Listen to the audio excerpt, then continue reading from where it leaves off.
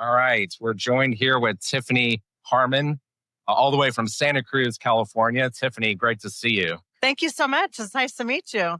Awesome. Nice to meet you as well. Tell us a little bit about the name of the swim school, your presence on social media, and we'll dive in. Absolutely.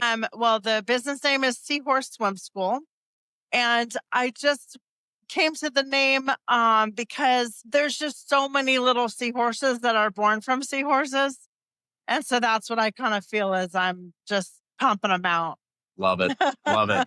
You're responsible for all of them, right? Well, some of them, yes. But they're truly a joy, little seahorses. So going back to how many years have you been doing this? 40. What's the why? Give me the why behind you getting started in this. I hear a lot of passion. Joy and love for children and helping them conquer their fears and being there on the other side after they learn to swim or seeing that moment when they get it. You're like, that's it. And I love that. I don't know. I just love it. Tell me about the structure of it, locations, how you guys utilize water. Sure. Well, it's been my dream to have a pool out of my house. So after all these years, I now have a pool out of my home. I know. So I call that the Seahorse Swim Academy. But I also have been at maybe 5 or 6 locations around our county. And I've just settled in at one that I've been at close by to my home for 20 years. I've been their aquatic director or whatever. But I basically just run my swim school out of their pool. And so it's kind of small because it's hard to operate and be concerned all the time. And, no one's drowned or gone under, but we've seen a lot of almost drownings. That's why they're there to learn, right? And I just have a hard time I want to make sure that everybody is safe.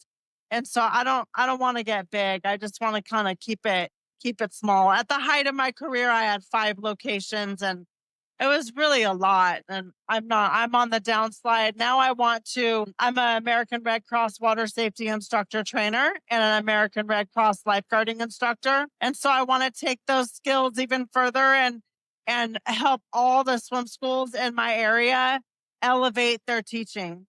And spill all the knowledge that I've gained over the 4 decades of swimming that I've taught to others so that I can leave a legacy. Amazing. A lot of passion in that, a personal touch experience I'm hearing there.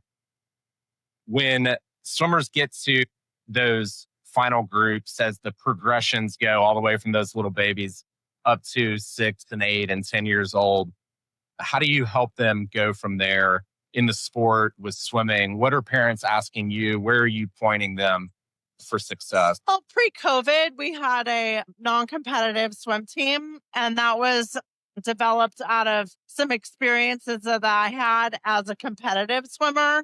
And some of my one coach was not that great.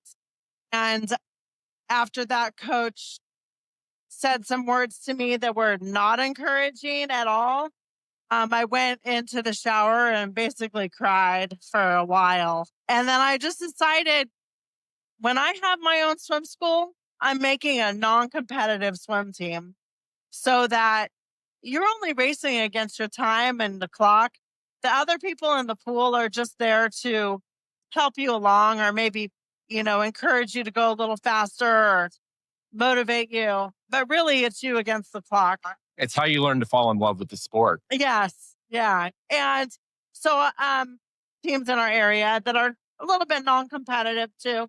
So in 2026, though, I plan to bring back our non-competitive swim team because I do miss the workouts, and training them, not just like, bye, thanks so much for coming. And now, but I think the biggest thing is recognizing every individual's skill level.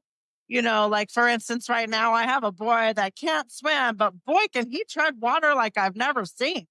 And I'm like, you better go find some water polo, like somewhere quick. You are a very skilled water treader. So I think the recognition is where I am in my level to help people go further. Very cool. Yeah. Very cool.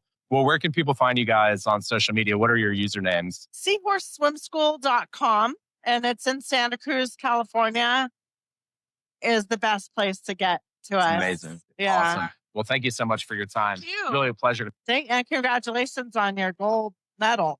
That's pretty big. Hey, I got my first splash, my start at one of those little, How old were you when you learned to swim? oh my gosh, neighborhood swim team, Oak Park Swim Club, 4 maybe. I can't ever remember not swimming. I remember going across the deep end for the first time, and then you kind of got to be in the six and unders and Yeah. actually do the 20, or they would put a rope across the pool. They do the 15-meter freestyle. Did anybody recognize your talent at an early age, or did you grow into that? That's a good question. I think yes. I think I was at a pretty high level when I was young, but I was one of the last. I was a late bloomer. So then I went through this period where I was swimming against guys at 13 years old that had already sprouted. And honestly, at that point, I just had to learn to love the sport and just be, excited to make a final heat. And then I grew and, things worked out pretty well from there. Awesome. That's good to know. Thank you for sharing your experience. Yeah. Thank you for asking. Well, this is amazing. Tiffany Harmon, Santa Cruz, Seahorse Swim School. Yeah. Thank you.